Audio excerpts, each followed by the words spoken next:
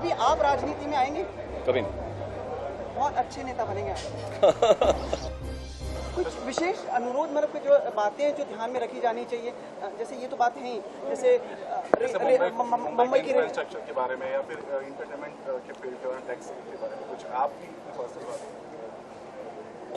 या महिलाओं के प्रति पर्सनल, देखिए पर्सनल बातें तो ऐसी अनगिनत है, चाहे वो महिलाओं की सेफ्टी को लेकर हो या बच्चों की सेफ्टी को लेकर हो या मुंबई के इंफ्रास्ट्रक्चर को लेकर, मुंबई की सड़कों को लेकर हो। बट एक बजट इस हर मसले को कवर नहीं कर सकता। जैसा कि मैंने कहा, ये बजट इस गवर्नमेंट का जो पहले गवर्नमेंट आई, फिर हनीमून पीरियड हुआ, फिर काम शुरू हुआ, मेक इन इंडिया अभियान, ये सब धीरे धीरे गवर्नमेंट कर रही है। तो जितना बुरा हुआ है उसका पहले तो सुधार करना है, फिर आगे बढ़ाना है। तो समय लगता है हर चीज़ को। ये जो नई गवर्नमेंट है ये कर रही है, तो सिर्फ एक बजट में ये अपेक्षा नहीं की जा सकती कि सब कुछ सुधर जाए। रोहिणी, कभी आप राजनीति में आएंगे? कभी नहीं। बहुत अच्छे नेता बनेंगे आप। वोट नहीं, मैं अभिनेता ही ठीक हूँ। He is not at all into politics and I vouch for it. Rajya Sabha में कभी मनोनीत सदस्य? देखिए, मुझे में बहुत बुरी आदत है, मैं झूठ बोल नहीं सकता। Correct. तो मैं, और उससे भी बुरी एक आदत है कि मैं जो बुरा बोलना होता है अगर, तो मैं मुंह पर बोलता हूँ।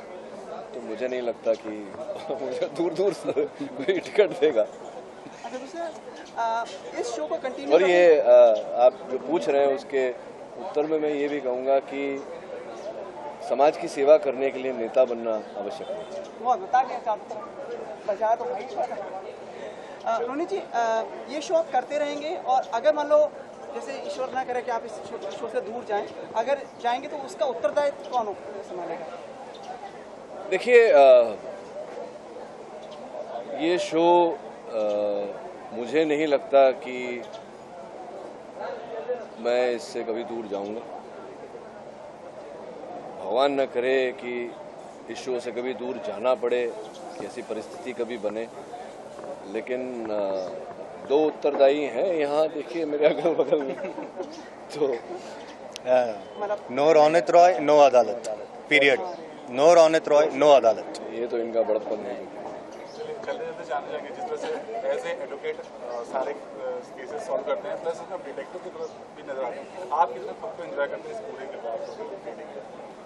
जी, जब ये धारावाहिक प्रारंभ हुआ था, और प्रारंभ होने से पहले जब चैनल से मेरी बातचीत चल रही थी, अभिमन्यु सिंह साहब के साथ मेरी बातचीत चल रही थी, मैंने पहले मना कर दिया था इस शो, कि मैं नहीं चाहता था कि मैं इस धारावाहिक द्वारा लोगों को हमारे लीगल सिस्टम के बारे में या लॉ के बारे में ज्ञान दूं। उन्होंने पूछा था कि क्या चाहिए आप, तो मैंने उनसे कहा था कि जैसे कि मैंने आपसे कहा, मैं अभिनेता हूं और समाज का वो अंग हूं जो मनोरंजन करता है समाज का। तो उनसे भी मैंने वही कहा था कि इस शो में मनोरंजन होना चाहिए। वो 400 एपिसोड में, हर 25-50 एपिसोड में हम लोग अलग अलग पैंतरे लाते हैं।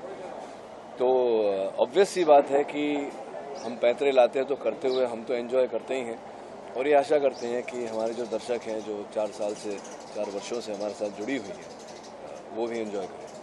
जाते जाते आप अपने फैंस को क्या कहना है? नहीं, उसे जाने से पहले प्रतिस्पर्धा को कैसे देखते हैं? जैसे राम कपूर भी जैसे फिल्म्स कर रहे हैं, वापस से मतलब टीवी पे आ रहे हैं शो करने के लिए, कुछ लोग चाहे सनी लियोनी के साथ कर रहे हैं, वो मतलब बहुत अच्छी बात है।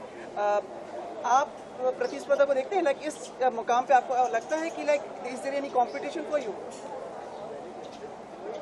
देखिए, मैंने इस मुकाम पे क्या किसी भी मुकाम पर कभी ऐसा कंपटीशन को अनफेवरेबली नहीं देखा। और जैसे कि राम है या रोहित है या जो भी है, तो सब मेरे छोटे भाई जैसे, उनके साथ रिश्ता है मेरा। तो अब छोटा भाई अगर तरक्की करता है तो बड़े भाई को खुशी ही होगी। और मैं ऐसे कोई बड़े बड़े एम्बिशन नहीं है मेरे। जैसे कि मैंने कहा कि जब तक मैं अपने पैरों पर खड़ा हूँ, मैं समाज का मनोरंजन करना चाहता हूँ।